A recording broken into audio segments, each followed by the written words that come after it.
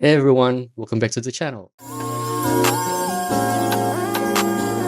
Hope you're all doing amazing. Remember to tell the people close to you how much they mean to you. Just a little reminder of how valuable they are. Today, I want to share a bit of my process on improving figure drawing, especially focusing on action and exaggeration. Some of the best examples of this can be found in athletes. Their dynamic movements make for fantastic studies. So today, I'll be using some football athletes in action as reference. But before we dive in, make sure you warm up your hand. Do any warm-up that helps you loosen up. I like to start with the basic 3D shapes, adding a lot of distortion to capture both volume and fluidity. Alright, let's get started. I've got a few reference photos and I'm going to break them down into 3D basic shapes. The goal isn't to copy the photo exactly, but to capture the volume, figure, and movement. You'll notice it doesn't look identical to the photo, but you'll still get the sense of gesture and mass. This reference images, which is a quick search on Google. I'm hoping they won't cause any trouble. You might have heard of the 10, 30, and 60-second drawing exercises. For this study, I'm doing more of a 2-minute session. Since it takes a bit longer to capture both volume and movement, it's a good pace to go a little deeper than just a gesture. Now, basic shapes are one approach. You can go more abstract too, as long as you're capturing the volume and flow.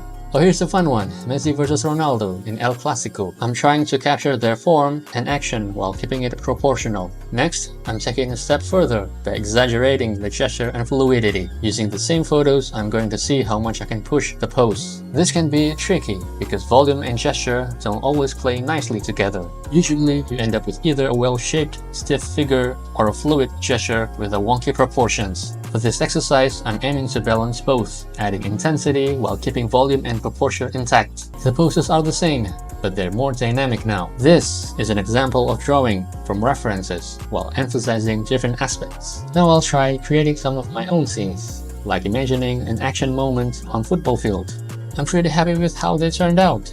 Even without reference, the scenes look lively and natural. Next up, let's create a classic action scene, something you often see in illustrations and comics. Seeing this scene reminds me of Sasuke and Naruto, which really get me into the action mood.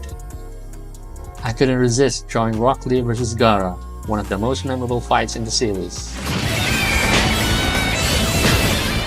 I love the intensity and speed of Lee's moves, so I'll start with some exaggerated poses and then adjust them down to reasonable proportions. Revisiting the scene reminded me of how thrilling it was in the manga. The animation was great. I had an absolute blast drawing Rock Lee's dynamic poses. Yeah, this is turning out nice. I kept drawing and got really into it, so I just kept going until it was finished. Let's add some line art to bring it all together. I'm using Clip Studio Paint, which has an amazing inking tool that's super customizable. Now, drawing the sand was a lot of fun too. I like to think of it as a liquid to capture its movement and texture. I really love Gaara's expression in this scene. His disbelief that someone could move that fast adds so much depth to the story. The visual storytelling in this moment is just fantastic.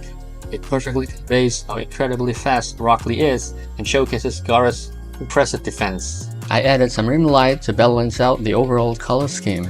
It really helps the characters pop. What do you all prefer?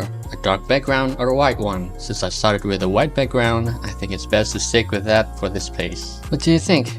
Would this image look good on a mousepad or something similar? I'm curious to hear your thoughts. What merchandise do you think it would be great on? I'm considering putting it up on Redbubble if you're interested. So, what do you think? Do you think exercises like this would be helpful in your own practice? You could try using other sports like basketball, gymnastics, or martial arts. What aspects of drawing are the most challenging for you? Is it perspective, anatomy, expression, or something else? Let me know in the comments. I'd love to hear what you're working on, and maybe I could share more tips or even learn alongside you. And you can like and subscribe for more art content. Thanks so much for joining me on this journey. See you in the next video and have a fantastic day.